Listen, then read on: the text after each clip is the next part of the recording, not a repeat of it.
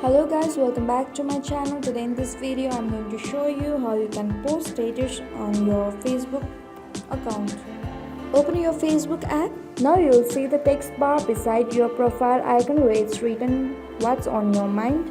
You can post from here. Also you can post from your profile page.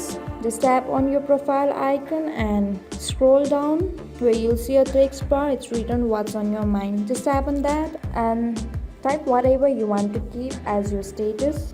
So here I've entered my status.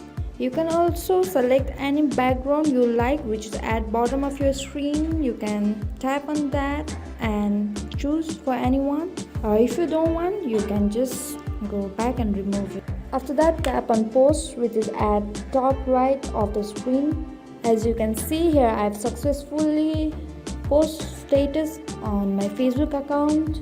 I hope this video helped you. If you like our video, please don't forget to like and subscribe. Thank you.